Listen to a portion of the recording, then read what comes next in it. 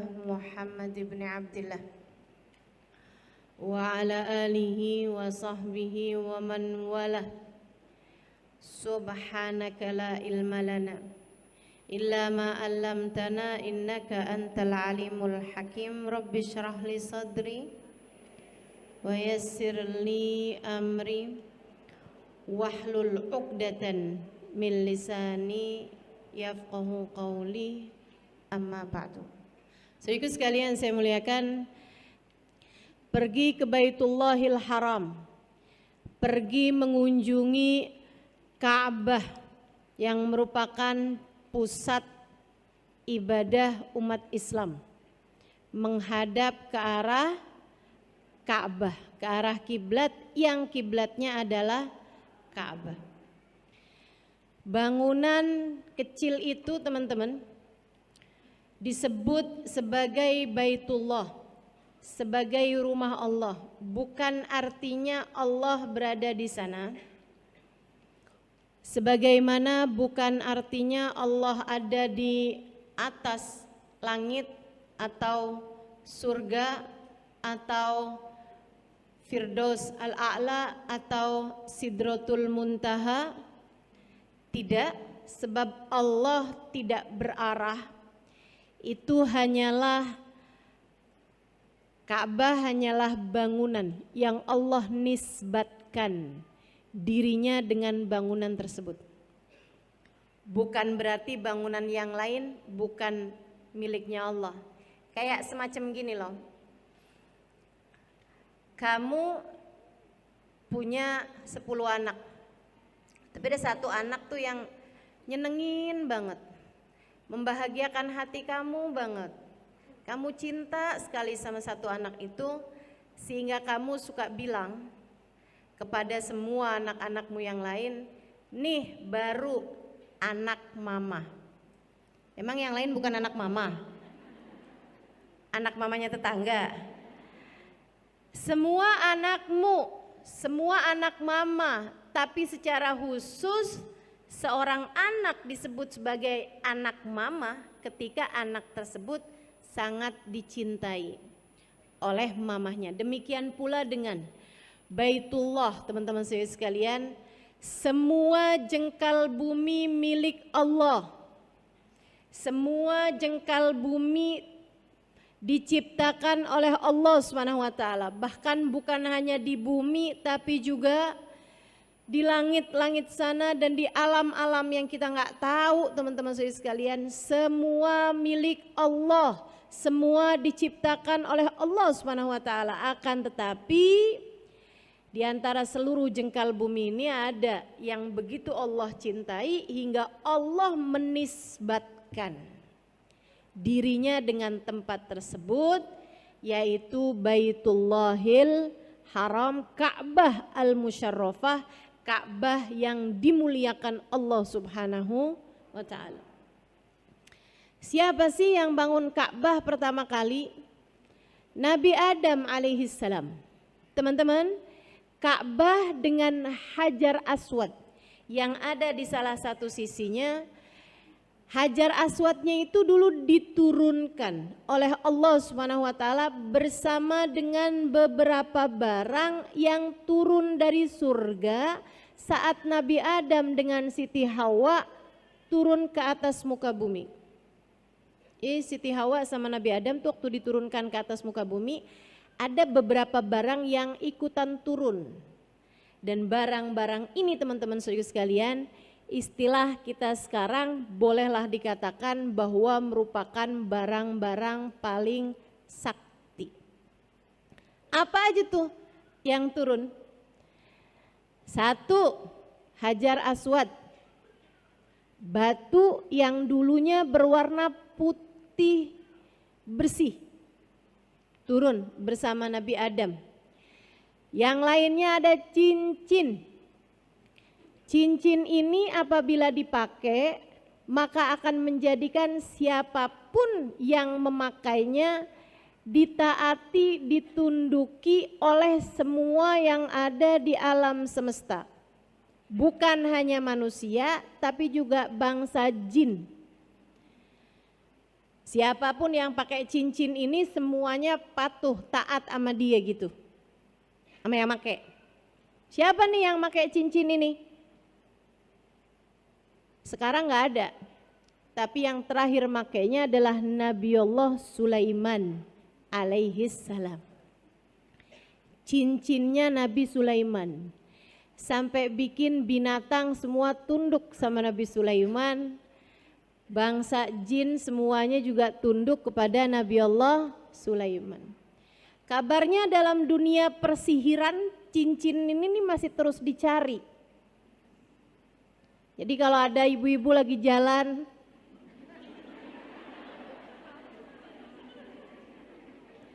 tahu-tahu nemu cincin, Bu, jangan biarkan suamimu memakainya. Saya nggak tahu itu ya, cincinnya siapa gitu kan. Saudaraku sekalian yang saya muliakan, barang lain selain daripada dua hal tersebut adalah tongkat. Tongkatnya Nabiullah Musa alaihissalam yang dengannya Allah jadikan lautan terbelah ketika Nabi Musa memukulkan tongkatnya tersebut. Nah, barang-barang ini semuanya tidak jelas keberadaannya di masa sekarang kecuali Hajar Aswad. Kalau dibilang bahwa cincin Nabi Sulaiman membuat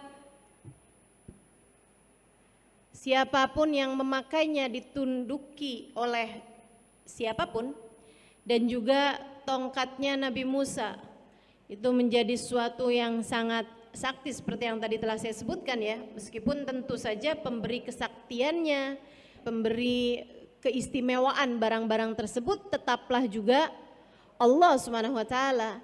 Nah, kalau Hajar Aswad apa fungsinya atau apa kesaktiannya? Teman-teman sekalian saya muliakan,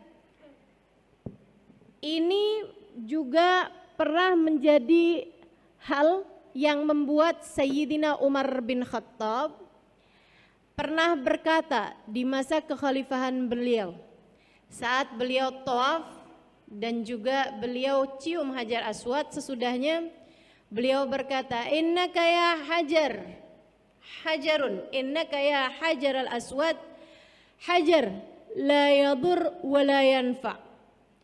Lau ma ra'aitun Nabi sallallahu alaihi wasallam yashummuka ma syamamtuka. Wahai Hajar al-Aswad, lau ma ra'aitur Rasul sallallahu alaihi wasallam yuqabbiluka ma gabbaltuka. Wahai Hajarul Aswad, kata Sayyidina Umar, engkau hanyalah batu. Engkau tidak memberi manfaat, engkau tidak memberi mudarat. Andai tidak kulihat Nabi Muhammad menciummu, aku tak akan pernah menciummu. Kata Sayyidina Umar. Ucapan tersebut didengar oleh Sayyidina Ali bin Abi Thalib yang kemudian berkata, ya Umar, faqad sami'tu Rasulullah sallallahu alaihi wasallam yaqul, jangan salah wahai Umar, saya pernah dengar Nabi Muhammad sallallahu alaihi wasallam berkata, innal hajarul aswad yashhad liman istalamahu bil wafa yaumal qiyamah. Sesungguhnya Hajar Aswad akan datang sebagai saksi kepada siapapun yang pernah menyentuhnya, kepada siapapun yang pernah menyalaminya, meletakkan tangan di atasnya, kemudian menciumnya, menyalaminya, atau siapapun yang pernah menciumnya, bahwa orang tersebut adalah orang yang setia menjalankan agama Islam. Orang yang setia kepada Allah Subhanahu wa taala. Fa ayyu naf'in akbaru min hadza? Wahai Umar, adakah manfaat, keistimewaan, kesaktian yang lebih besar daripada ini? Dia ternyata Hajar Aswad kesaktiannya bukan di dunia, Bu, Kak, Dek, tapi kesaktiannya di akhirat. Akan menjadi saksi kepada siapapun yang pernah menciumnya bahwa orang itu adalah orang yang setia menjalankan agama Islam, agama Allah. Sayyidina Umar langsung seneng banget sama ucapan Sayyidina Ali. Ini ya, kita tahu dari sini betapa para sahabat-sahabat Nabi Muhammad itu hatinya bersih-bersih. Enggak ada yang, enggak gitu loh Ali. Mari kita berdebat. Mari kita buka forum secara terbuka. Mari kita adu argumentasi, enggak gitu.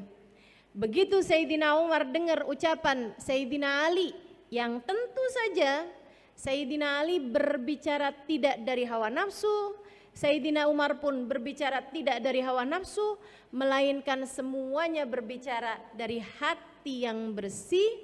Sayyidina Umar kemudian berkata, bi'sal mugam laisa fihi Abul Hasan.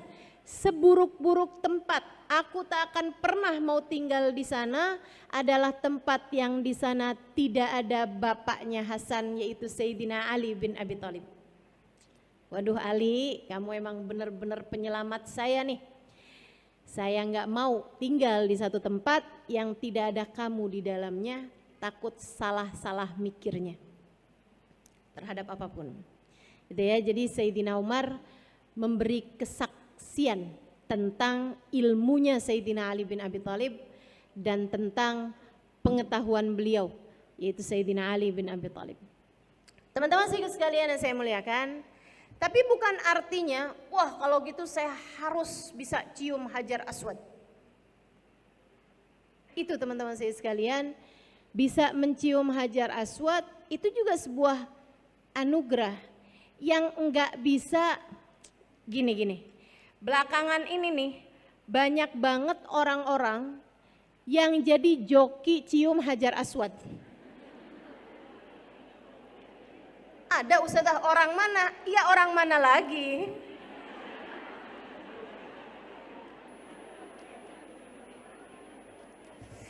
Kita tahulah oknumnya. Dari mana tuh ide-ide jokiin sesuatu. Saudariku sekalian yang saya muliakan, jadi ada tuh, saya pernah disamperin. Bukan saya pernah jadi joki ya. Saya pernah disamperin. Dia bilang, "Bu, cium Hajar Aswad, Bu." $100, Bu, $100. $100. Akhirnya saya cuekin aja. Dia bilang, "Bu, 200 real deh." Turun lagi gitu. Saya cuekin aja. 100 real, Bu. Saya cuekin aja. Saya cuekin terus gitu maksudnya. Bukan kemudian saya bilang 50 real mau. Teman-teman sekalian, kenapa gitu? Yang namanya suap, itu kan namanya suap tuh. Ar-rashi wal murtashi finnar. Kata Nabi Muhammad, yang nyuap sama yang disuap tempatnya di neraka. Saya datang ke Mekah mau ibadah. Ngapain saya datang ke Mekah hanya untuk menambah daftar dosa yang membuat saya layak di neraka? Saya datang umroh buat ngapusin dosa, bukan buat nambahin dosa. Jadi saya nggak mau kerjain yang kayak begituan. Lagi pula teman-teman, urusan cium Hajar Aswad kalau dikasih kemudahan sama Allah gampang aja. Saya pernah cium Hajar Aswad, nggak pakai desek-desekan, malahan diantriin laki-laki sendiri, perempuan sendiri. Tahun 2000 saat melaksanakan ibadah haji, ada masanya subhanallah, saya nggak ngerti juga kenapa bisa begitu ya. Jadi malam 10 Dzulhijjah, malam hari raya, rupanya kebanyakan jamaah-jamaah yang lain dari mabit di Muzdalifah yang ngambil batu tuh, itu mereka semuanya pada balik ke Mina untuk melaksanakan jumroh Aqobah atau untuk bermalam besok paginya melaksanakan jumroh. lempar batu. Sementara saya yang waktu itu ditanya sama rombongan kami dari Oman, saya berangkat hajinya bayarnya hanya sekitar 4 jutaan teman-teman. Berangkatnya dari Yaman.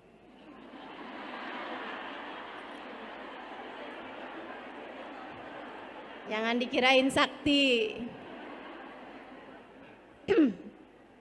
Itu teman-teman saya sekalian, saya waktu itu udah ngajar di Darus Zahra. Jadi ketika rombongan kami nih satu bis, terdiri kebanyakannya dari teman-teman saya dari Oman dan warga Oman, warga Salalah tepatnya. Mereka tanya, Ustazah, ini kita habis gini bagusan balik ke Mina untuk Aqobah atau kita tawaf ifadah? Saya bilang dua-duanya boleh. Dua-duanya boleh sebab tawaf ifadah masuk dari muntasiful lail, dari jam 12-an malam ke belakang. Sementara itu juga udah jam 12-an gitu. Terus dia bilang, jadi Ustazah putuskan apa nih? Saya bilang kalau gitu kita tawaf ifadah. Ke Mekah Ustazah? Iya, ke Masjidil Haram.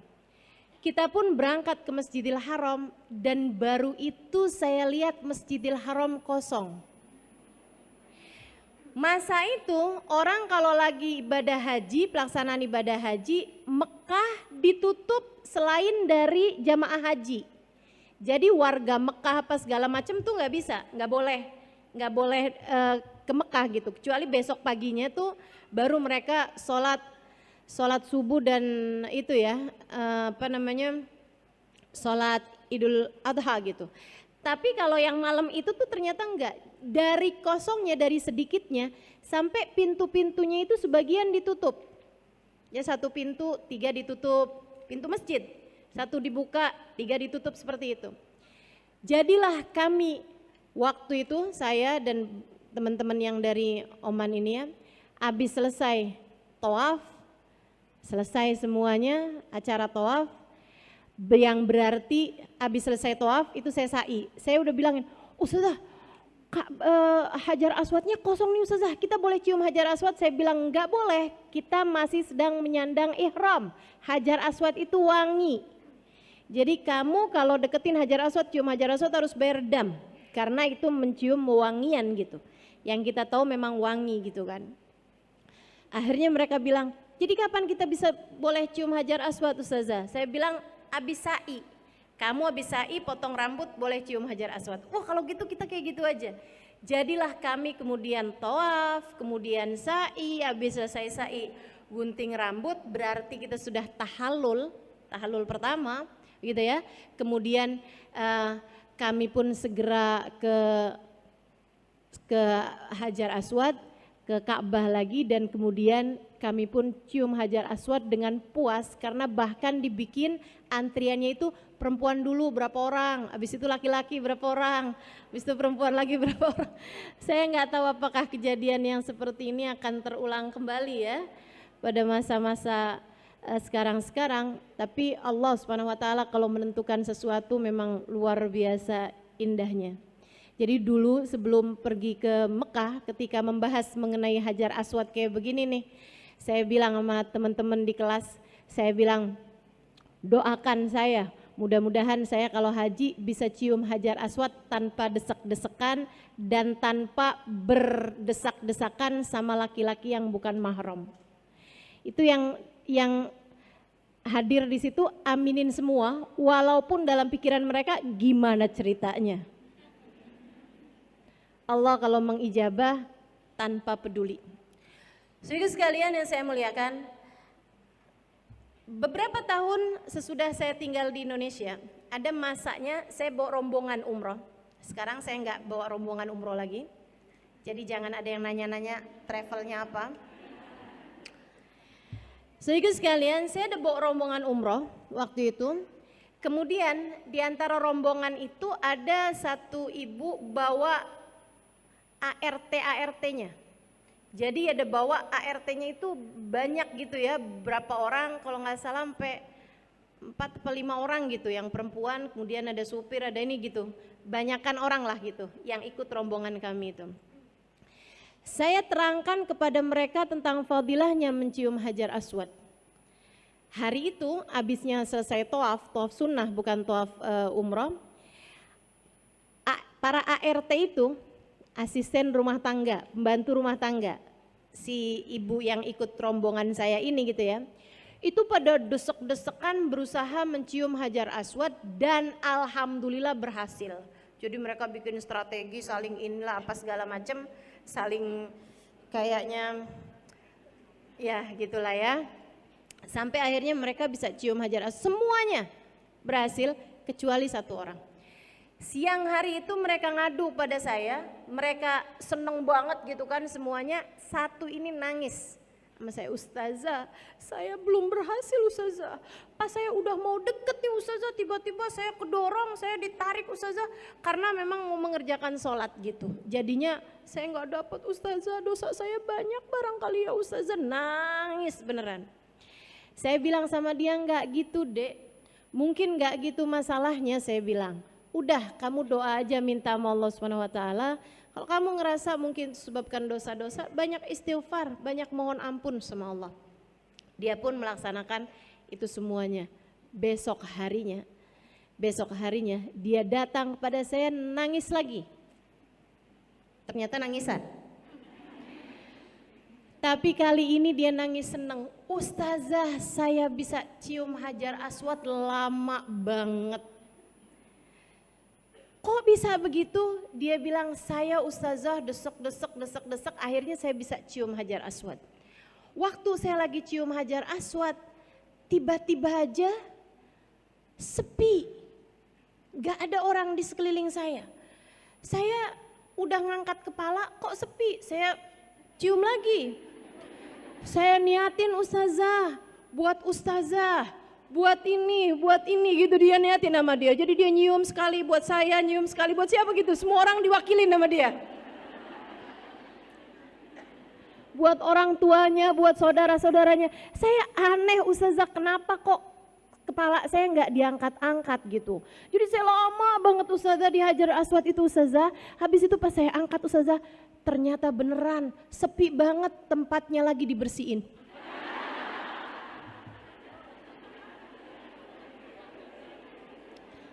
Lagi dipel. Jadi dia sendirian nyangkut di Hajar Aswad. Saya bilang, Allah kalau punya mau ya Allah, ya Allah. Urusannya cuma doa teman-teman, urusannya cuma doa. Jangan pernah remehkan doa. Jangan pernah remehkan doa. Tuh, Al-Hajaril Aswad yang ada di dalamnya Ka'bah. Itu asalnya putih. Yang bikin dia hitam kenapa? Dosa orang-orang yang memegangnya. Sampai akhirnya jadi hitam. Wah, sekarang legam banget itu ya. Kebanyakan dosa-dosa umat ini ya. Jadi sekalian, saya doakan yang belum pernah sampai sana, mudah-mudahan Allah sampaikan kamu ke sana. Yang belum haji, mudah-mudahan bisa berangkat haji. Yang sudah haji, mudah-mudahan bisa berangkat umroh. Saya nggak doain yang sudah haji balik lagi, kesian sama yang ngantri. Panjang banget antriannya, dah mendingan hajinya sekali aja, sisanya umroh. Karat wa marat insyaallah, berulang-ulang kali insyaallah bisa berangkat pergi umroh teman-teman saya sekalian. Amin ya rabbal alamin. Jadi Ka'bah itu dibangun oleh siapa? Pertama oleh Nabi Allah Adam alaihissalam. Kabarnya dulu Nabi Adam itu teman-teman saya sekalian diturunkan di Hind. Ketika turun dari atas langit, turunnya tahu kan kenapa? Bukan karena belum bayar pajak, dikeluarin dari surga gitu ya. Enggak gitu, atau belum bayar kos-kosan di surga gitu. Teman-teman saya sekalian, Nabi Adam dikeluarkan bersama dengan Siti Hawa dari surga disebabkan karena akalas syajarah, makan buah yang dilarang oleh Allah Subhanahu wa taala.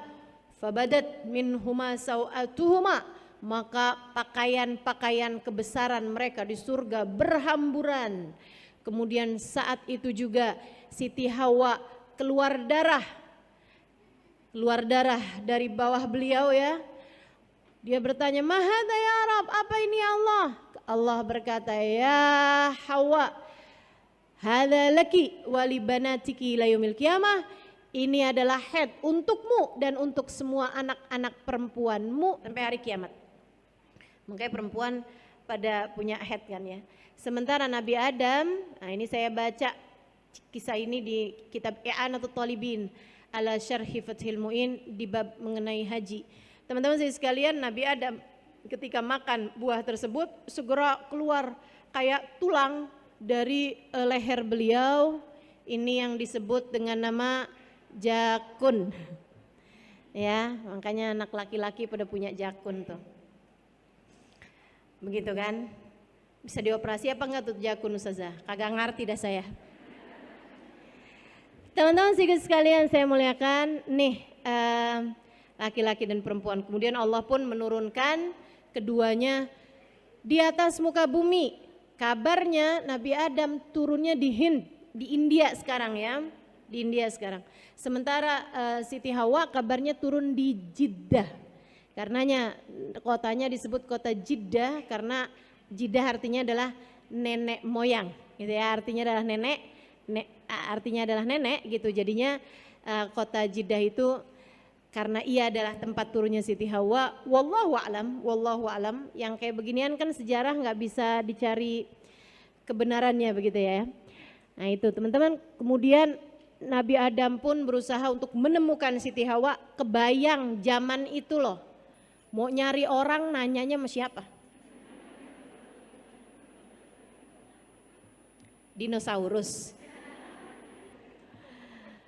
Nyari petunjuk dari Allah Subhanahu wa taala, sampailah kemudian mereka berjumpa, kabarnya di padang Arafah.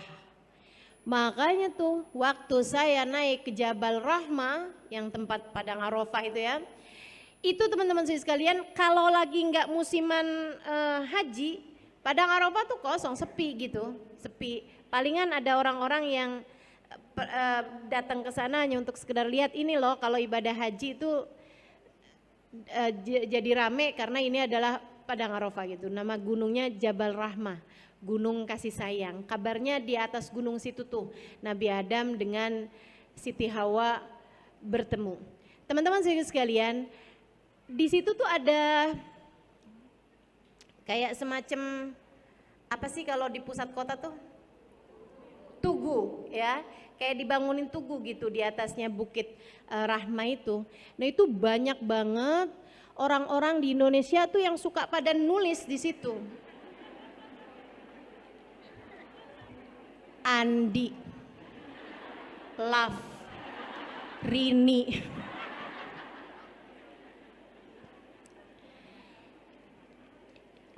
Di belakangnya ada tulisan lagi, Andi, Love, Dini. Nah yang sebenarnya yang mana nih? Itu katanya ya, kayaknya nih yang di depan ditulis sama bininya, yang di belakang tulis sama lakinya. Itu yang mustajab yang mana tuh? Kalau kayak gitu gimana tuh Ustazah? Nggak perlu yang begitu-begituan teman-teman, nggak perlu. Itu kayak anak SMA, anak SMP suka nulis di toilet nggak sih?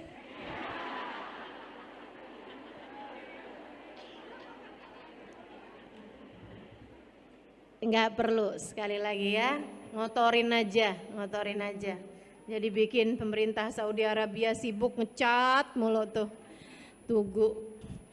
Baik, saudaraku sekalian yang saya muliakan, di sanalah keduanya bertemu dan padang Arafah makanya disebut sebagai Arafah gitu kan, karena itu adalah tempat ta'arufan, tempat ketemuan Nabi Adam dengan Siti Hawa, tapi keduanya tentu saja sudah menjadi suami istri. Sejak kapan Ustazah jadi suami istrinya? Sejak mereka berdua Allah ciptakan di surga. Ini paling keren nih akad nikahnya Nabi Adam dengan Siti Hawa ya, nggak pakai penghulu. Kabarnya ketika Nabi Adam sendirian di surga, dia pun merasa kesepian. Allah kemudian menciptakan dari salah satu tulang rusuknya Siti Hawa. Jadi kalau Nabi Adam tuh diciptakan dari tanah gitu ya. Nabi Adam kan Allah Subhanahu wa taala ciptakan dari tanah, teman-teman. Nah, itu kemudian kalau Siti Hawa diciptakannya dari tulang rusuknya Nabi Adam. Itu Allah Subhanahu wa taala menciptakan Nabi Adam dan Siti Hawa, bukan dirimu. Jadi jangan sibuk nyibuk nyari tulang rusuk. Saya nih sebenarnya diciptakan dari tulang rusuknya siapa ya? Menurutmu orang yang pernah kawin 10 kali tulang rusuknya sisa berapa?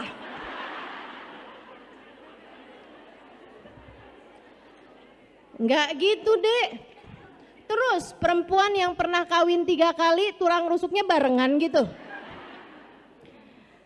Nah enggak gitu ya. Itu Nabi Adam dengan Siti Hawa aja. Yang Nabi Adam diciptakan dari tanah dan air, sementara Siti Hawa diciptakan dari tulang rusuknya Nabi Adam. Hanya Siti Hawa.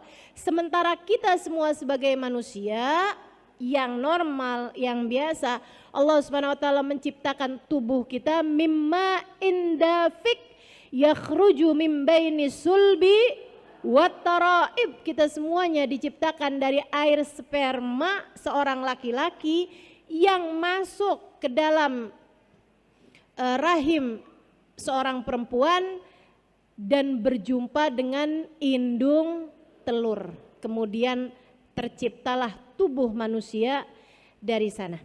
Begitu. Itu teman-teman, yang diciptakan dari tulang rusuk sekali lagi hanya Siti Hawa. Sekali lagi hanya Siti Hawa. Nah, ketika Nabi Adam begitu bangun tidur, dia lihat begitu pas apalah ya, saya nggak tahu tuh di surga ada tidur apa enggak. Sebab yang saya pernah dengar di surga tuh nggak ada tidur, gitu kan. Nah, pas noleh tiba-tiba ada cewek gitu kan, cakep gitu, mirip seperti dirinya, punya tangan, kaki, kepala dan lain sebagainya. Maka Nabi Adam pun berusaha mendekati dia. Allah kemudian berkata, ya Adam, la tagrub ilaiha hatta tuaddi mahraha. Nah, ini ada di kitab Al-Insan Al-Kamil, Muhammad Al-Insan Al-Kamil atau Anwar Al-Muhammadiyah, mohon maaf. Ada di kitab Al-Anwar Al-Muhammadiyah, cahaya-cahayanya Nabi besar Muhammad sallallahu alaihi wasallam. Yang kata guru saya Sayyidil Habib Umar bin Hafid, man arada nurun nabawi fa alaihi bil anwaril muhammadiyah. Siapa yang kepengen banyak dapat cahayanya Nabi Muhammad, bacalah kitab Anwar Muhammadiyah. Sedikit sekalian saya muliakan, di dalam kitab tersebut dikisahkan kisah ini. Jadi Nabi Adam ketika mendekati Siti Hawa, Allah berkata kepadanya, Adam, kamu gak boleh dekat sama dia sampai kamu akad dan bayar maharnya. Sampai kamu bayarin maharnya, baru bisa jadi halal. Wa ma mahraha ya Rabb. Nabi Adam nanya, apa maharnya ya Allah? Allah berkata, antusalli ala habibi Muhammad sallallahu alaihi wasallam asyara marrat. Bersolawatlah kepada kekasihku Muhammad 10 kali. Nabi Muhammadnya belum ada nih. Akan tetapi subhanallah, Allah subhanahu wa ta'ala kemudian menjadikan maharnya Nabi Adam dengan Siti Hawa adalah bersolawat kepada baginda Nabi besar Muhammad sallallahu alaihi wasallam.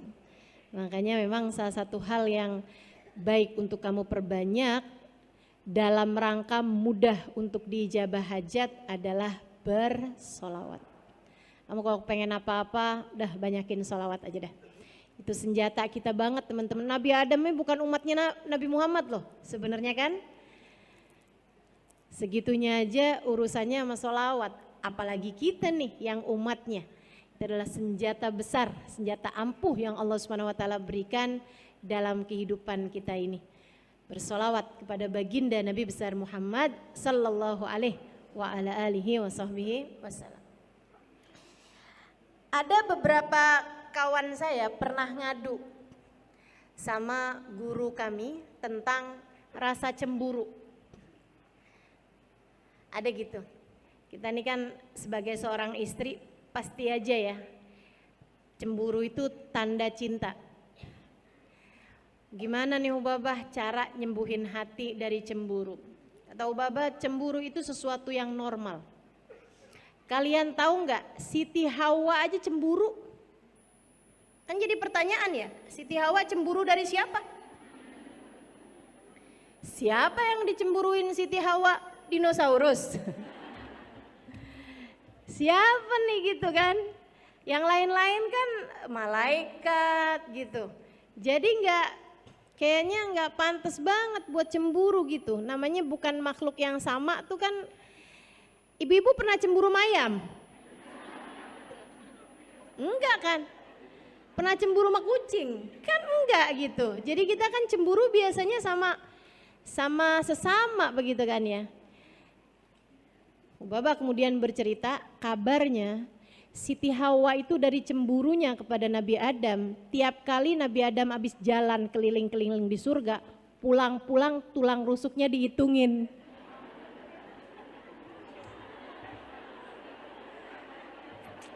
Lucu banget gak sih? Ya Allah.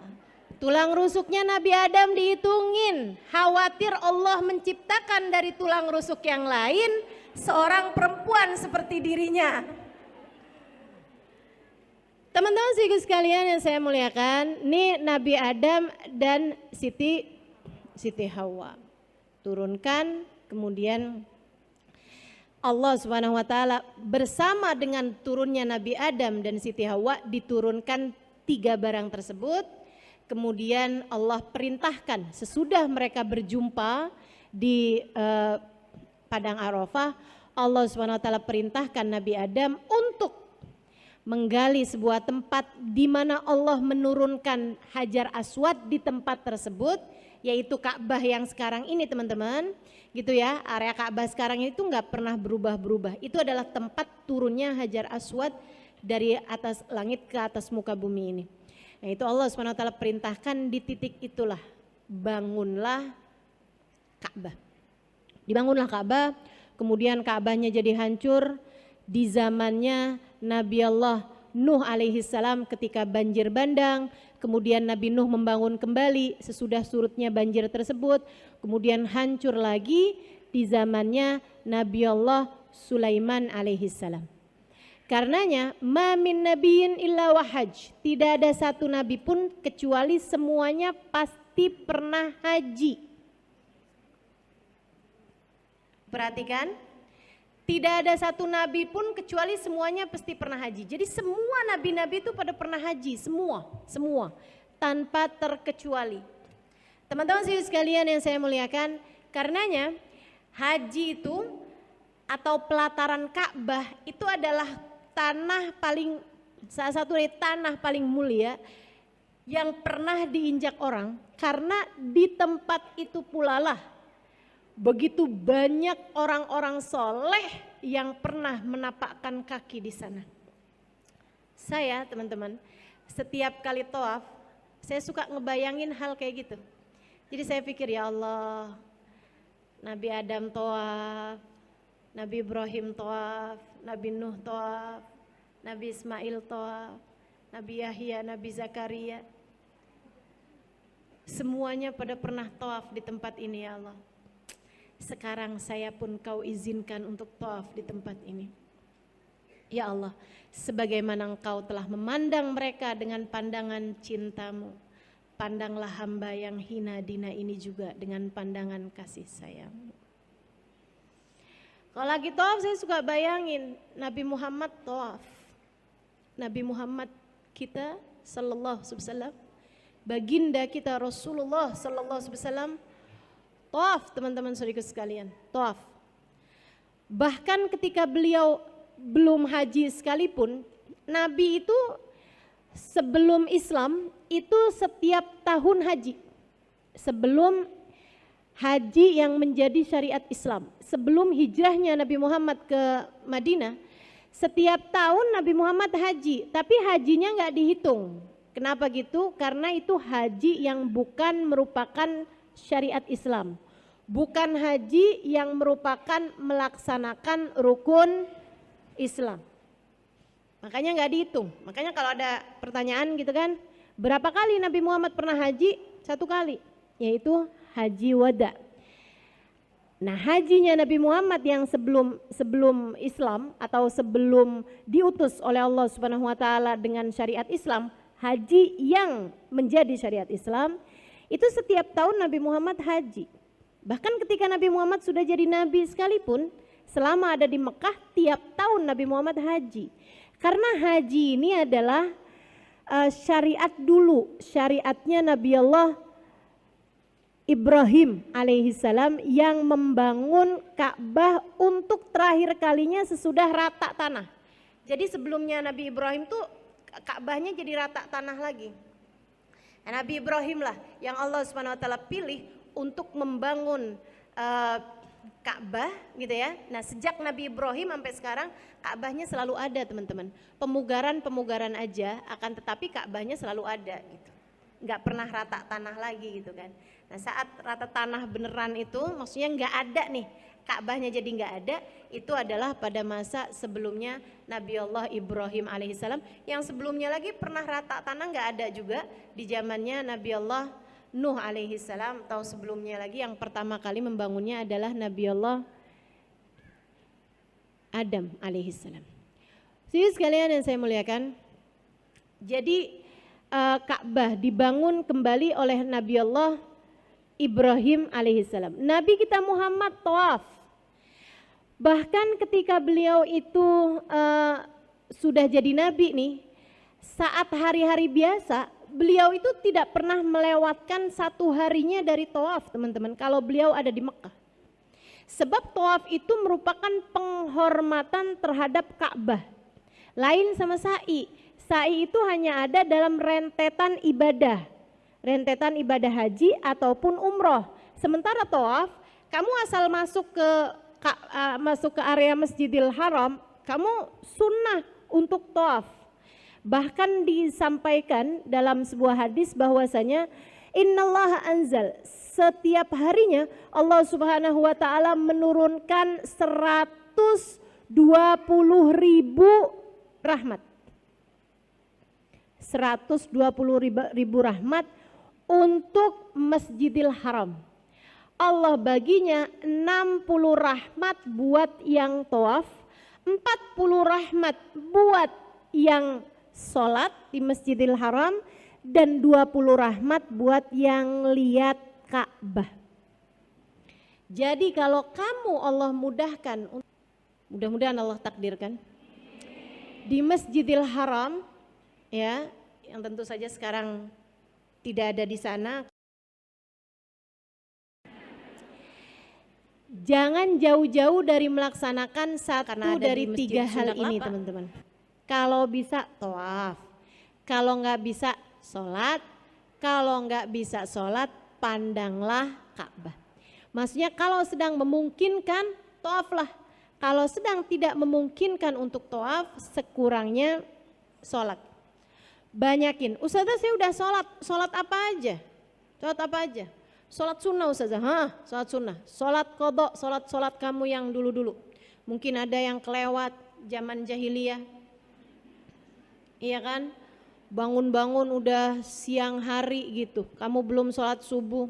Dan mungkin sholat tersebut belum kamu laksanakan, belum kamu qadhain di masa-masa remajamu. Banyakin sholat di Masjidil Haram, karena sholat di Masjidil Haram 1 rakaat senilai 100.000 rakaat dibandingkan tempat yang lain. Gak tanggung-tanggung, teman-teman. 1 rakaatnya senilai 100.000 rakaat. Dan saya kalau di Masjidil Haram, di Masjid Nabawi itu suka pindah-pindah tempat. Ntar sholat di sebelah sana, ntar sebelah sana, ntar area sebelah sana. Kenapa? Saya cari-cari gitu. Ya Allah, mungkin di sini Nabi Muhammad pernah sholat. Mungkin di sini orang-orang mulia pernah sholat. Mungkin tempat ini dulu pernah disolatin sama Sayyidina Abu Bakar. Mungkin di tempat ini dulu pernah disolatin sama Sayyidah Fatimah Zahra. Mungkin di tempat ini dulu pernah disolatin sama Sayyidah Aisyah Ridha. Mungkin di tempat ini pernah disolatin Rabi'atul Adawiyah. Mungkin di tempat ini pernah disolatin Syekh Abdul Qadir Jailani. Mungkin di tempat ini pernah disolatin Sayyidina Al-Faqihil Muqaddam Muhammad bin Ali Ba'alawi. Mungkin di tempat ini pernah disolatin Sayyidina Syekh Abu Bakar bin Salim. Kita nggak pernah tahu teman-teman, Imam Syafi'i dulu sholat di mana aja, Imam Malik dulu sholat di mana aja. Jadi saat kamu sedang ada di Mekah, saat kamu sedang ada di Madinah, perbanyaklah untuk berada di dalam masjidnya. Jangan kebanyakan keliling pasar.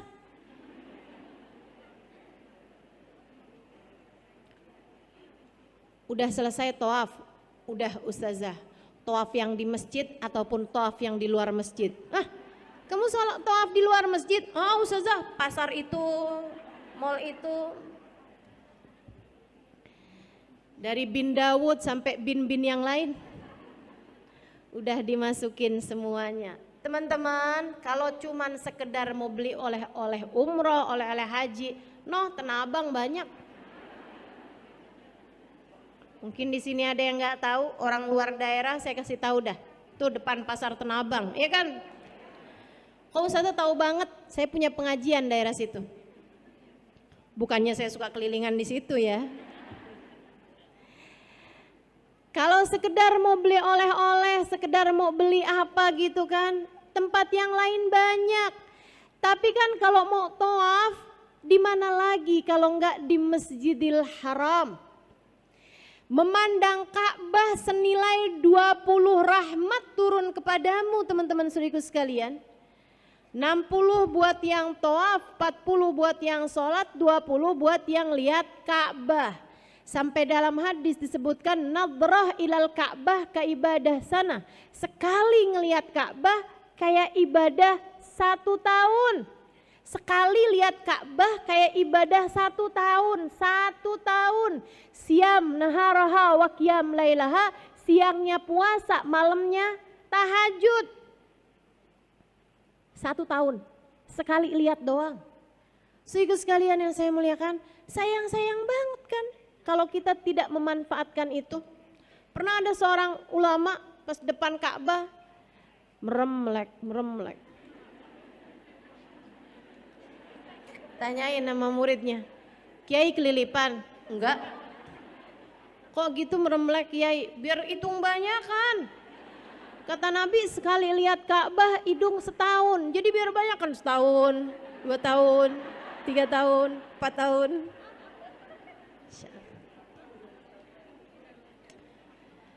Tempat-tempat terindah di atas muka bumi ini teman-teman sekalian. Baitullahil Haram, rumah Allah yang paling mulia. Saudara sekalian yang saya muliakan, kebayang gak sih rumah Allah dan di hatimu ketika ada di dalamnya masih berisi selain Allah? Gak pas banget. Gak pas banget. Makanya kalau kamu dimudahkan oleh Allah untuk ada di sana, saran saya, selain Allah telah mentakdirkan dirimu, tubuhmu ada di sana, bawa serta hati dan ruhmu pula di sana. Hatimu jangan kemana-mana, hadapkan kepadanya. Jadilah tamu yang baik baginya. Saudaraku sekalian, kita aja kalau lagi jadi tamunya gubernur misalnya, tamunya presiden misalnya, adab kita nggak benar, dikeluarin kita dari ruangan, bukan begitu? Allah juga gitu teman-teman, jangan dikira sama semua. Jangan dikira sama semua. Ini kayak haji nih. Nabi Muhammad bercerita, idza labbal abd, apabila seseorang mengumandangkan talbiyah, dia berkata labbaik Allahumma labbaik, labbaik la syarika laka labbaik, innal hamda wan ni'mata laka wal mulk la syarika lak. Artinya, ya Allah, aku datang memenuhi panggilan-Mu ya Allah. Aku datang memenuhi panggilan-Mu ya Allah. Engkaulah sang pemilik kekuasaan, Engkaulah sang pemilik kemuliaan. Tidak ada Tuhan kecuali Engkau ya Allah. Aku datang memenuhi panggilan-Mu.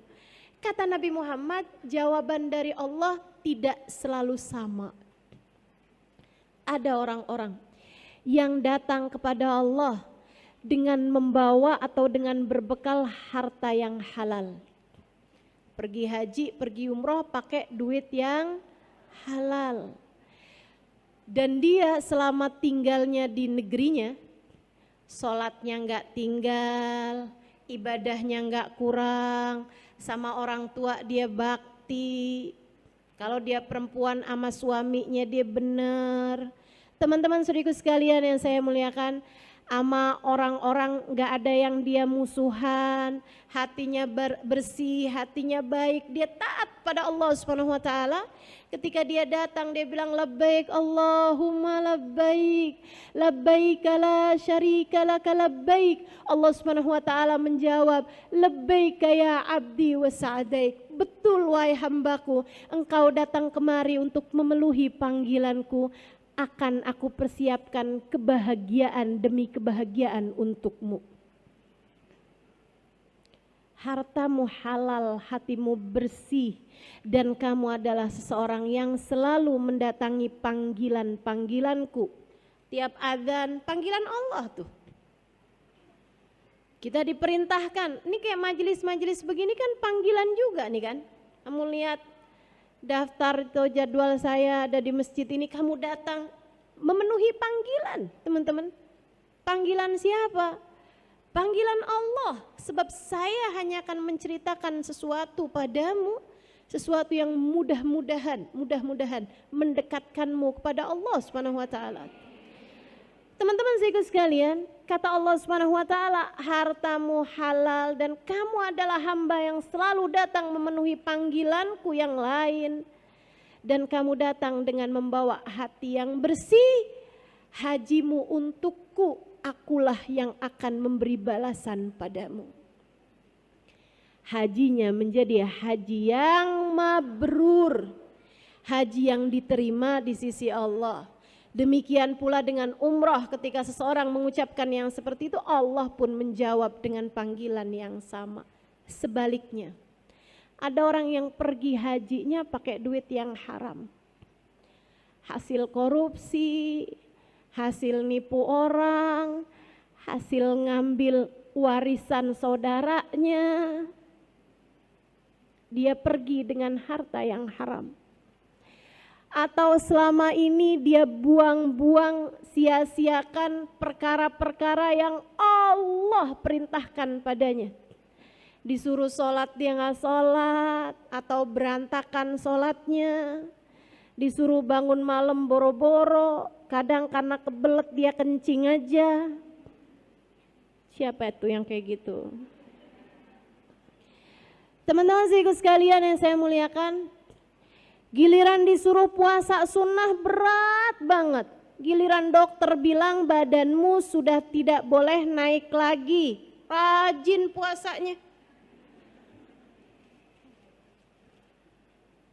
Teman-teman saudaraku sekalian yang saya muliakan, orang-orang yang seperti ini, atau seorang istri yang sama suaminya gak benar, seorang ibu yang menyengsarakan atau menyia-nyiakan anak-anaknya, nuntut dunia mulu sama anaknya. Sebelum kamu bisa beliin mama rumah di Pondok Indah, kamu mama anggap sebagai anak yang gagal. Saudaraku sekalian yang saya muliakan, itu ibu apa preman ceritanya? Ada ibu-ibu yang kalau ngelihat rapot anaknya ada merahnya satu aja dia muntah, marah banget. Kok bisa nih anak mama bisa punya ada merah di rapotnya? Dia marah setengah mati. Kamu tuh emang dasar. Segala macam lah umpatan, sumpah serapah kepada anak-anaknya. Dia lupa dulu rapotnya dia merah semua. Hitamnya cuma atu. Saudaraku sekalian yang saya muliakan, nih orang-orang yang selalu aja punya musuhan, punya masalah. Sama tetangga dia masalah, sama temen dia masalah, sama panitia pengajian dia masalah. Datang ke masjid aja, sohibul baitnya, DKM-nya sebel, apalagi datang ke rumah Allah, teman-teman. Hati-hati, hati-hati. Hati-hati. Inna kasra qalbil mu'min asyaddu indallah min kasril ka'bah hajaran hajara. Kata Nabi Muhammad, sesungguhnya menghancurkan hati seorang mukmin di sisi Allah lebih berat daripada menghancurkan Ka'bah batu demi batu. Ada orang sekarang datang Ka'bah bawa kapak atau bawa bulldozer, diratain tuh Ka'bah pakai tanah, kayak apa marahnya orang sedunia. Dan di sisi Allah menghancurkan Ka'bah batu demi batu hingga rata tanah masih lebih mending di sisi Allah daripada kamu menghancurkan hati seorang mukmin. Hati-hati terhadap perlakuanmu, kata-katamu, jangan sampai menyakiti orang lain, apalagi jika orang tersebut adalah orang tuamu, kakak atau adekmu, suamimu, anak-anakmu. Kamu pikir anakmu milikmu? Bukan, dia milik Allah, dia hamba Allah. Kamu pikir suamimu milikmu sehingga kamu boleh nampar, cubit, pukul, diracun? Bukan, suamimu bukan milikmu, ia adalah milik penciptanya, milik Allah Subhanahu wa ta'ala. Perlakuanmu kepadanya akan membuat Allah Subhanahu wa ta'ala langsung yang akan membalasmu. Kamu jadi istri aja gak diterima sama suamimu, mau jadi hamba Allah, pergi berangkat ke rumah Allah dan kamu diterima. Tunggu dulu teman-teman saudaraku sekalian. Jangankan haji, jangankan umroh, Nabi Muhammad bercerita, "Thalathatun la turfa salatuhum fawqa ra'sihim shibra." Imamun zalim, wa imra'atun batat wa zawjuha 'alaiha sakhit, wa akhwan mutasariman. Dalam hadis sahih Nabi Muhammad menceritakan 3 kelompok orang. Tiap kali dia sholat, sholatnya gak akan terangkat dari kepalanya 1 jengkal pun. 1 jengkal pun. Teman-teman saudaraku sekalian, sholat tuh buat diterima mesti keangkat dulu. Gimana ceritanya kalau keangkat aja enggak, gimana mau diterima? Dan kalau diterima baru ada pilihan, mau dibalas apa enggak dibalas. Tuh kayak WhatsApp. Saudaraku sekalian, kalau belum terkirim gimana mau diterima? Terkirim aja belum? Terkirim dulu baru diterima kalau ada sinyal, kan begitu ya? Nah kalau misalnya nggak ada sinyalnya gitu kan, terus nggak terkirim atau nggak keterima, gimana mau dibalas teman-teman? Demikian pula dengan amal ibadah kita gitu kan, ada syaratnya keangkat dulu, artinya keangkat terkirim gitu. Nah habisnya terkirim kemudian baru diterima apa enggak sama Allah, kemudian habisnya diterima atau enggak, baru kemudian Allah balas atau enggak balas. Nah ini ada kelompok orang, sholatnya tidak keangkat 1 jengkal pun dari atas kepalanya. Siapa mereka ya Allah? Imamun zalim, seorang pemimpin yang zalim. Camat kek, bupati kek, wali kota kek, gubernur kek, apalagi presiden. Pemimpin-pemimpin yang zalim, sholatnya tidak terangkat 1 jengkal pun karenanya atas nama cinta. Saya sampaikan kepadamu, enggak usah ada yang nyalon.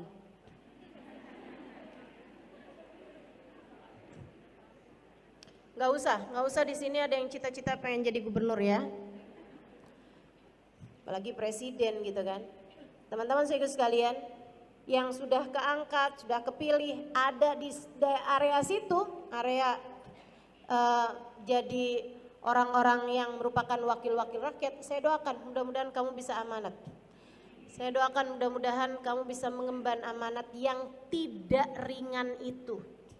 Sebab begitu dia jadi seseorang yang dolim, entah korupsi, entah zolim kepada rakyatnya, apapun jadi jenis kezolimannya, sholatnya nggak keangkat satu jengkal pun teman-teman. Terus siapa lagi? Seorang istri yang suaminya sedang marah kepadanya. Jangan berani menjadi salah satunya. Kamu jadi istri yang benar, bukan buat suamimu, bukan buat anak-anakmu, untuk dirimu. Bukan demi kebahagiaanmu yang singkat di dunia ini teman-teman, akan tetapi untuk hubunganmu yang sangat erat dengan Allah Subhanahu wa taala. Allah bisa murka bersama dengan kemurkaan suamimu, dan Allah bisa ridho kepadamu bersama dengan keridhaan suamimu. Udah yang sabar aja jadi istri, Dek. Yang sabar aja jadi istri, Mbak.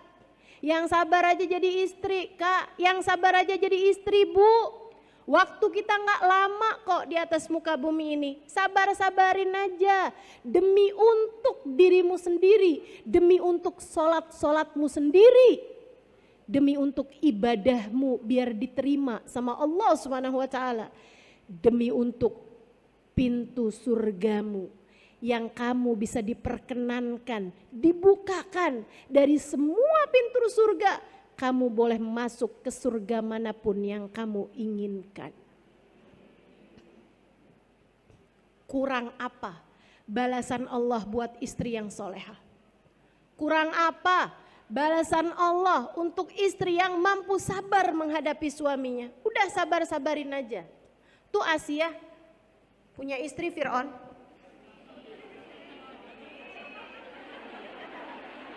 Asia istrinya Fir'aun maksud saya. Seneng bener kalau saya salah. Untung saya sabar. Teman-teman sekalian yang saya muliakan, Asia tuh suaminya dia adalah Fir'aun. Segitunya dia bisa jadi istri yang soleha. Teman-teman kabarnya Asia tuh kalau sama Fir'aun dianggap nggak nurut, itu ditaroin di kayak tempat tidur gitu yang dibuat dari api, yang dibuat dari besi, di bawahnya api dinyalain, dipanggang. Fir'aun mau bikin Asia jadi Asia panggang. Lah suami kita kan nggak Fir'aun amat. Ayolah. Lagian kamu mau nuntut suami kamu tuh mau jadi kayak apa? Ngaca. Dirimu sendiri itu loh, kayak sok-sokan aja. Sok-sokan sempurna. Bukankah dirimu juga punya banyak kekurangan? Bukankah dirimu juga punya banyak aib dan celah? Bukankah dirimu juga punya banyak kesalahan? Ayo belajar untuk bisa jadi seorang perempuan yang mudah-mudahan tiap kali kamu sholat Allah berkenan memandangmu dengan pandangan penuh rahmat. Ketika kamu berangkat umroh, berangkat haji, ketika kamu menyampaikan labbaik Allahumma labbaik, labbaik la syarika laka labbaik, Allah pun kemudian bersegera untuk menerima ibadahmu tersebut seraya mengatakan labbaika ya abdi wa sa'daik. Yang ketiga dari orang yang sholatnya gak akan pernah keangkat satu jengkal pun. Ini sholat. Sholat tuh ibadah yang paling banyak kita lakukan dibandingkan dengan puasa, dibandingkan dengan haji teman-teman, bandingkan dengan zakat, kan begitu. Segitunya aja Allah gak mau menerima sholat kita satu jengkal pun. Yang ketiganya siapa? Akhwan mutasoriman, orang yang lagi gak akuran. Yuk liatin hatimu. Dendam sama siapa hatimu itu? Hah? Punya kebencian sama siapa hatimu itu? Diapain sampai bisa segitu dendamnya? Diapain sampai kamu bilang seumur hidup gak akan pernah saya maafkan orang itu? Baik teman-teman sekalian yang saya muliakan, akhwan mutasariman, dua orang yang sedang gak akuran, ada dendam di hati kita sama siapapun, menghalangkan sholat kita diterima sama Allah, menghalangkan ibadah haji kita, ibadah umroh kita buat terima sama Allah. Jadi yuk sama-sama saling benerin diri, biar kita ketika mengerjakan ibadah apapun aja jadi ibadah yang layak diterima sama Allah Subhanahu wa taala. Jadi setiap kali orang mengumandangkan talbiyah ada dua jawaban dari Allah Subhanahu wa taala, antara labbaik wa sa'daik dengan kalau hartanya haram, kalau selama ini perintah Allah juga diabaikan, kemudian lagi dia berangkat cuman bawa badan doang, hatinya sih lagi di mana-mana teman-teman, hatinya nggak ikutan pergi, nggak ikutan datang ke Mekah gitu ya. Itu teman-teman sekalian jawaban dari Allah ketika dia mengumandangkan labbaik Allahumma labbaik, labbaik la syarika laka labbaik. Mungkin dia membaca itu dengan penuh rasa bangga, mungkin dia membaca itu dengan penuh rasa haru, mungkin dia membaca itu dengan penuh rasa bahagia, akan tetapi ternyata jawaban dari Allah untuknya la labbaik wala sa'daik.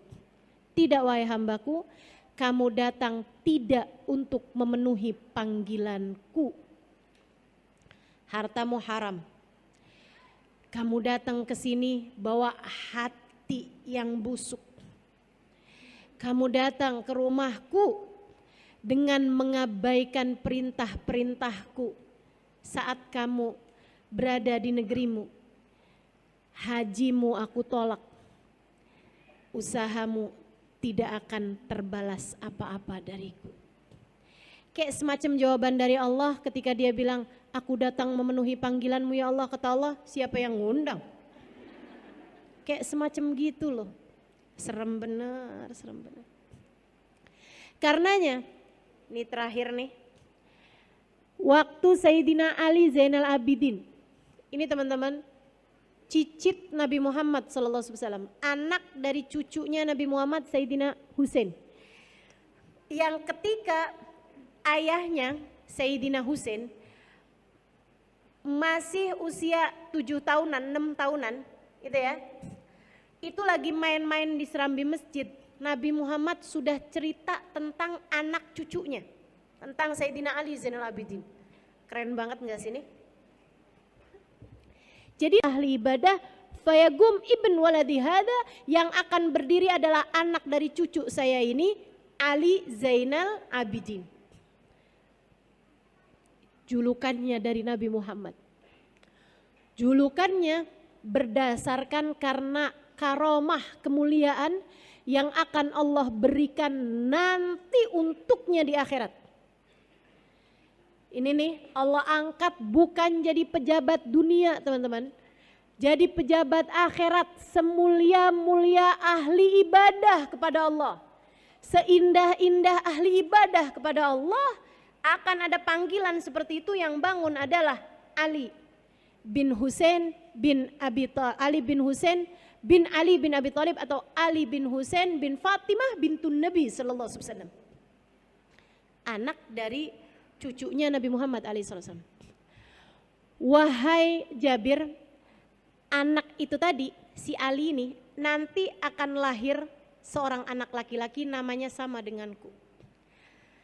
Kalau umurmu sampai ke sana, sampaikanlah salamku kepadanya.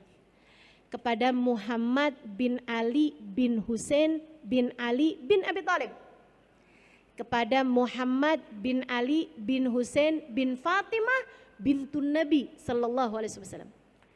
Saudara sekalian, hadis ini disampaikan oleh Sayyidina Jabir kepada Sayyidina Husain di masa dewasanya. Menjadikan Sayyidina Husain ketika punya anak dikasih nama Ali. Punya anak laki-laki. Gak lama lagi punya anak lagi, laki-laki lagi. Kasih nama Ali lagi. Siapa tahu Ali yang ini nih yang dimaksud Nabi. Kemudian punya anak laki-laki lagi, kasih nama Ali lagi.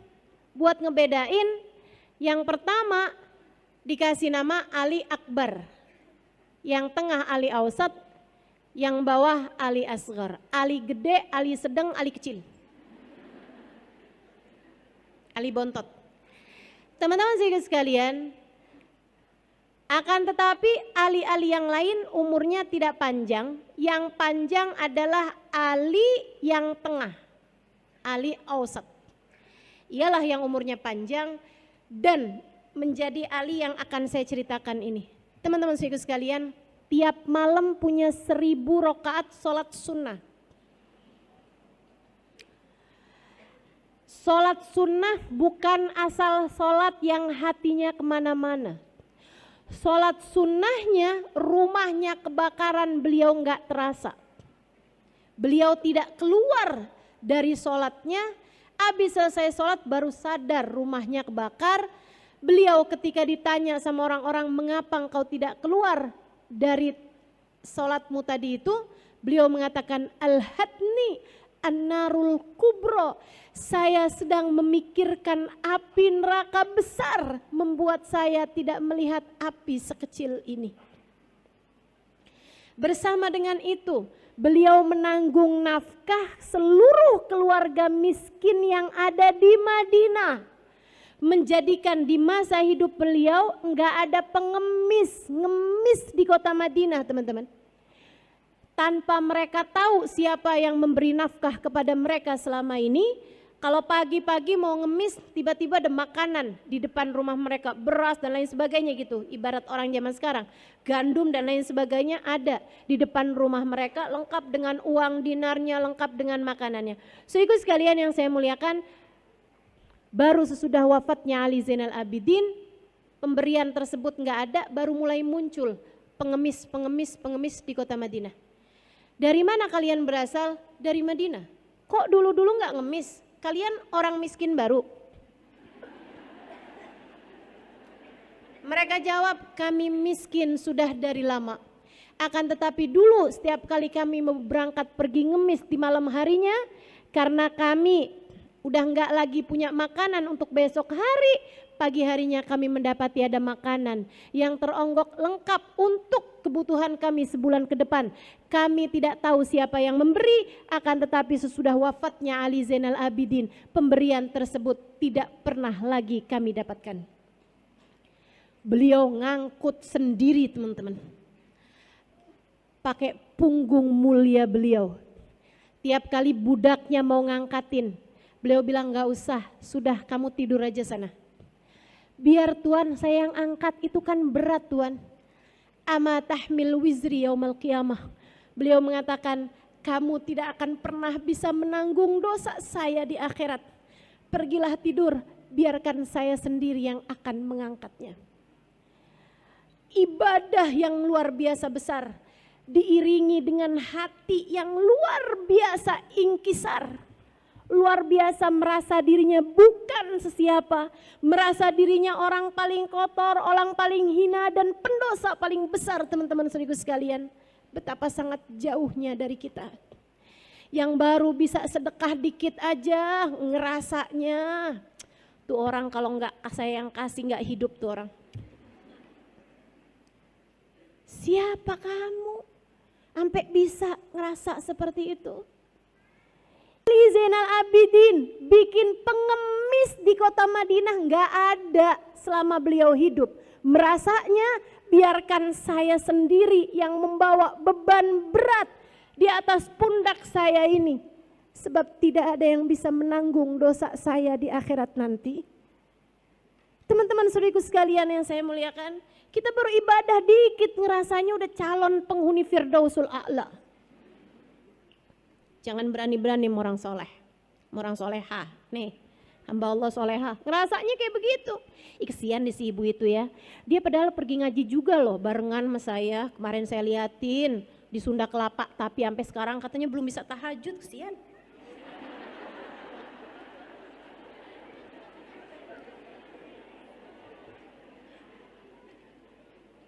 Siapa kamu ini? Atau tepatnya siapa kita ini teman-teman saudaraku sekalian. Kita ngelihat diri kita aja geli. Ya Allah, mudah-mudahan Allah bimbing terus hati kita. Biar tahu hakikat insya Allah. Satu waktu Ali Zainal Abidin pergi haji. Saudaraku sekalian, saat beliau mulai mengumandangkan talbiyah dari atas untanya. Beliau mulai habis selesai miqat, beliau naik untanya, penampilannya sederhana, keadaannya tidak juga dijaga sama penjaga-penjaga gitu, enggak, biasa-biasa aja.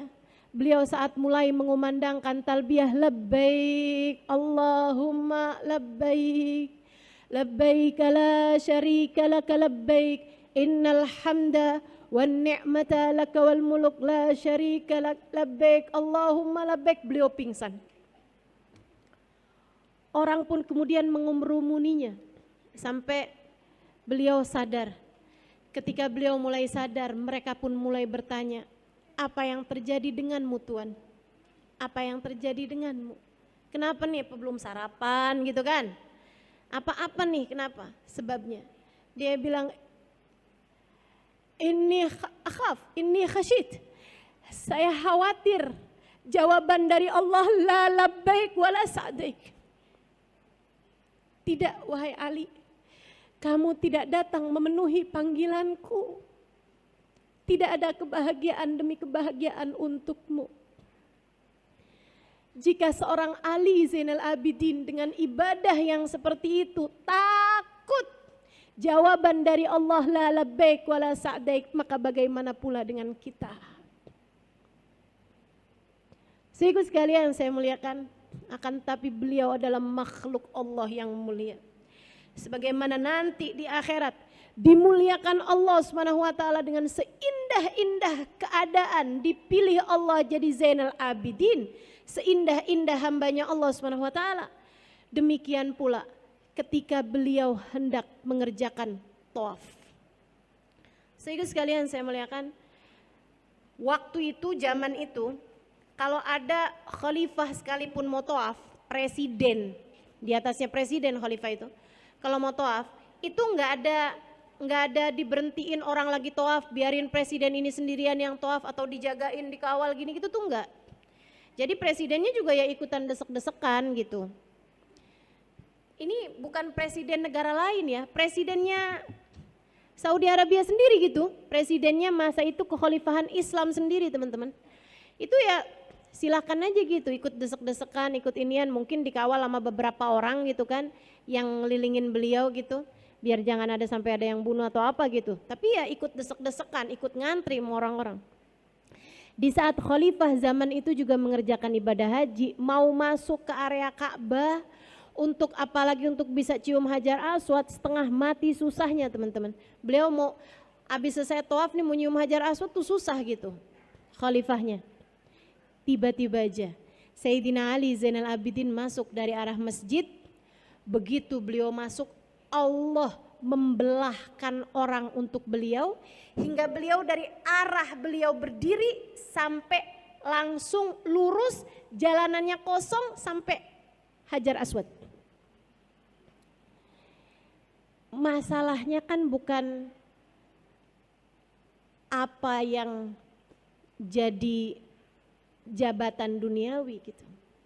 Tapi Allah kan tidak melihat kepada zahir, yang Allah lihat hati. Ada hati yang menghadapkan dirinya lurus pada Allah Subhanahu wa taala. Ada hati yang tak tertarik urusan dunia. Ada hati yang mencintai Allah lebih daripada apapun. Kan tak pernah lupa kepada Allah semenit pun. Teman-teman saudaraku sekalian, Allah belahkan jalan untuknya sampai ke area Hajar Aswad. Maka beliau pun segera menuju ke Hajar Aswad, cium Hajar Aswad. Habis selesai beliau tawaf apa segala macam ya. Beliau pun cium Hajar Aswad, kemudian beliau arah pulang.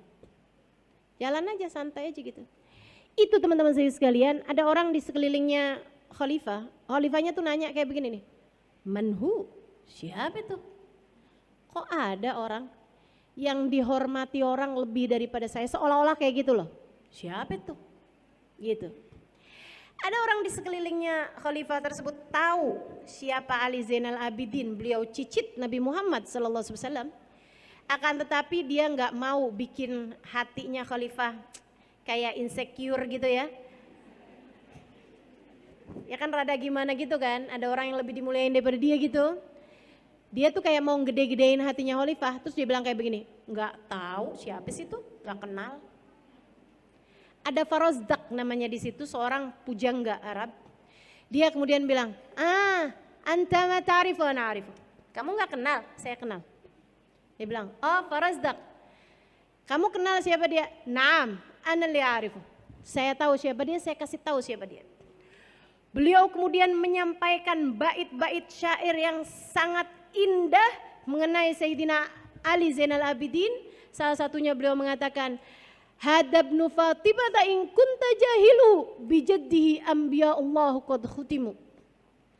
Hadzal ladzi ya'riful batha wat'atuhu wal arabu ya'rifuhu wal ajamu. Dia bilang, ini adalah seseorang, kalau kamu nggak kenal sama dia, tanah halal, tanah haram kenal sama beliau. Ka'bah kenal sama beliau. Hajar Aswad kenal sama beliau. Semuanya ingin untuk beliau dekat dengannya. Ini adalah putra Fatimah jika kamu tidak mengetahuinya. Dengan kakeknya, kenabian ini telah dipungkasi. Hadza taqiyun naqiyul alimul alam. Wah, pokoknya udah deh, dia puji-puji Sayyidina Ali Zainal Abidin. Teman-teman saudara sekalian, maka kemuliaan di atas kemuliaan ada pada penilaian Allah Subhanahu wa taala. Jangan pernah menganggap nilaimu ada pada pandangan orang terhadap dirimu. Enggak apa-apa dianggap hina oleh manusia jika kamu dianggap mulia di hadapan Allah. Yang kita takutkan adalah kita dianggap mulia di hadapan manusia, sementara kita tidak dianggap di hadapan Allah Subhanahu wa taala. Kata Nabi Muhammad, ada seseorang besar badannya, dianggap mulia di hadapan manusia, akan tetapi di sisi Allah tidak sampai kepada sesayap nyamuk sekalipun. Nilainya di sisi Allah enggak sampai sesayap nyamuk sekalipun, teman-teman. Dan ada juga hamba-hamba Allah, rubba as'as akbar lau aqsam 'alallahi la barra. Ada orang dekil, dekumal, enggak dianggap sama orang lain. Kalau dia datang enggak dicariin orang, kalau dia enggak ada enggak dicariin orang juga. Kalau dia datang enggak dipersilahkan orang, kalau dia enggak ada juga enggak dicariin orang. Akan tetapi lau aqsama 'alallahi la barra, ketika dia menengadahkan tangannya, Allah malu untuk tidak mengijabah doanya. Ia selalu dipandang mulia di sisi Allah Subhanahu wa taala. Pilihanmu di atas muka bumi ini untuk menjadi hamba yang seperti apa? Mari jadikan momen orang-orang berangkat pergi haji, memuliakan Ka'bah, menghidupi Masjidil Haram sebagai sarana kita untuk mencari kemuliaan di sisi Allah Subhanahu wa taala, untuk menjadi hamba-hamba yang selalu memenuhi panggilannya. Amin ya rabbal alamin. Rabbana zalamna anfusana wa illam taghfir lana wa tarhamna lanakunanna minal khasirin. Rabbana atina fid dunya hasanah wa fil akhirati hasanah wa qina adzabannar bi fadli subhana rabbika rabbil izzati amma yasifun wa salamun alal mursalin walhamdulillahi rabbil alamin.